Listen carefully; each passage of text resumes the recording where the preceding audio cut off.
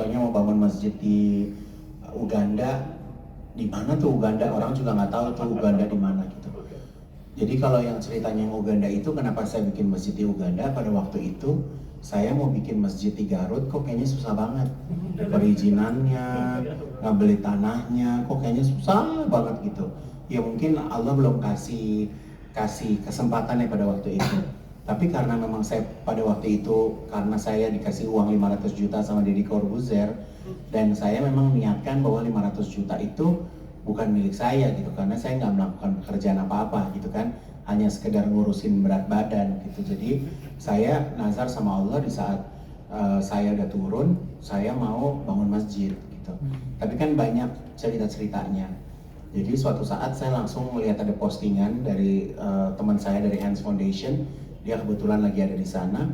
Saya tanya bangun masjid berapa harganya, dia kasih nominal, dan ternyata nominal tersebut masih dalam batas kemampuan saya gitu. Jadi buat saya langsung random aja. Saya nggak kenal orang dari Hands Foundation itu siapa, saya nggak kenal, nggak tahu Uganda itu di mana juga saya nggak kenal gitu kan. Jadi ya udah randomly seperti itu gitu. Jadi balik lagi sama kayak saya buat seri Yokohama ini, inspirasi itu datang karena saya lagi ada di sana. Kita lihat kan budaya Jepang apa sih? Apa sih yang menarik dari Jepang? Budaya apa sih yang kira-kira bisa kita taruh di atas kerudung? Kan membuat desain kerudung juga pasti ada do and don'ts-nya. Nggak boleh ada binatang, nggak boleh ada yang hidup, segala macam gitu kan. Jadi semua itu dipelajari. Jadi saya lagi ada di Jepang, ya inspirasinya keluar gitu aja. Dan sekarang digital udah canggih, saya gambar oret-oret, saya mau ini begini-begini, kirim ke grup, anak produksi langsung gambar benar gitu. Jadi saya alhamdulillah memang bikin baju sekolah juga enggak. Jadi kan memang otodidak gitu. Tapi dengan apa yang saya lihat, apa yang saya rasakan itu, makanya karya itu bisa hidup sampai hari ini. Kurang lebihnya seperti itu, Mbak. Jadi kalau misalnya ditanya Igun lagi kenapa sih kok mendadak gitu ya, pokoknya kok kayak berubah banget. Ya sebenarnya yang paling mendasar tuh saya ngerasa bahwa hari-hari itu Senin sampai Jumat itu berlalu begitu cepat, Ustaz. Jadi kayak kalau kita nggak punya bekal akhirat, kita cuma cari kerja, kayaknya saya meninggal juga nggak dikubur pakai kerudung manja gitu. Ya kan, nggak, karya saya juga nggak ada di situ gitu. Tapi saya sebagai orang yang hidup, saya berusaha di saat saya nggak ada nanti, saya punya legacy di dunia. Itu yang saya kejar. Jadi saya nggak mau hidup di dunia secara cuma-cuma. Jadi saya pengen di saat saya nggak ada, legasinya tuh ada. Ada yang bisa diceritakan ke orang lain dan ada yang bisa ditinggalkan. Kurang lebihnya seperti itu.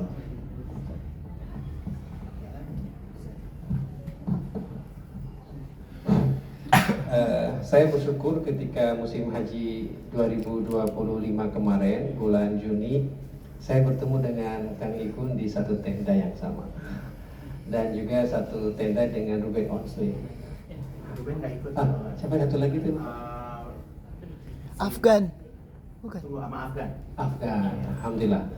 Jadi alhamdulillah bisa ngopi bareng sama beliau di tenda Arafah. Ya seperti halnya kita semua kaget, saya sih bersyukur gitu kan. Bersyukur karena apa? Karena dakwah Islam itu jika dibawakan oleh seorang yang mumpuni, walaupun dia tidak bertitel ustadz, itu akan lebih powerful dibandingkan dengan di atas mimbar. Karena seorang selegram, seorang artis yang menemukan arti dari hidup yang sudah cukup di atas puluhan kali, ratusan kali UMR, itu akan sangat powerful dibandingkan dengan hanya ceramah di atas mimbar. Karena apa? Karena dia sudah melewati apa yang disebut dengan financial freedom. Kemudian dia mencari meaning of life, mencari makna daripada kehidupan. Ya betul kata Mas Igun, dari Senin sampai Jumat itu ngapain aja, karena memang di dunia ini kita sebentar. Dan satu hari di akhirat itu kurang lebih sekitar 1000 tahun di bumi.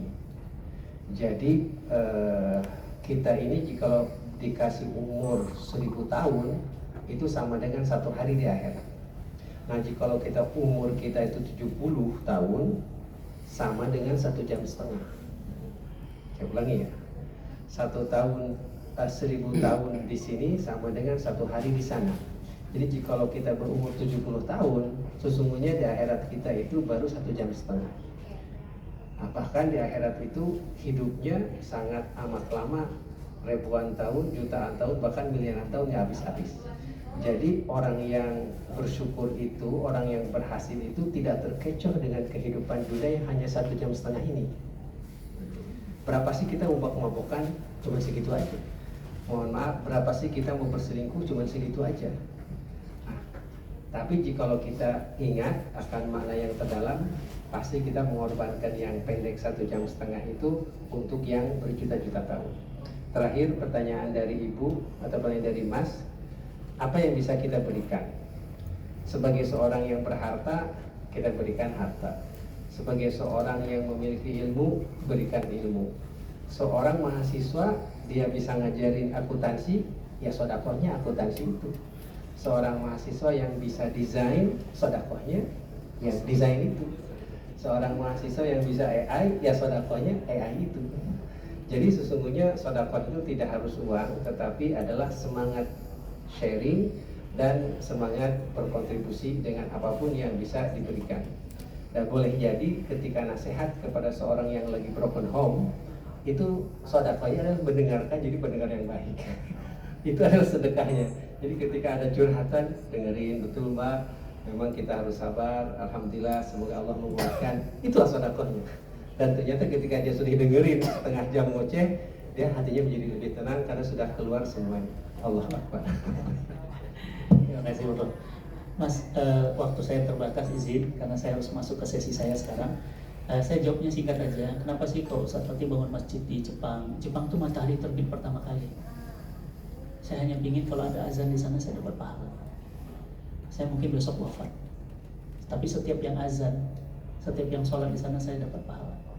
Dan saya sekarang sedang bangun masjid di Kanada. Kanada itu di barat. Kalau di barat berarti matahari terbenam. Yang sholat di sana, saya udah meninggal. Saya udah nyusul sahabat saya Ujian. Saya udah nyusul sahabat saya Ustaz Arifin Imam. Saya dapat kebagian pahalanya. Jadi kalau ditanya kenapa Ustaz repot-repot, nggak ada sih, ingin matahari terbit terbenam kebagian aja. Simpel aja sih. Allah, insya Allah. Terima kasih banyak.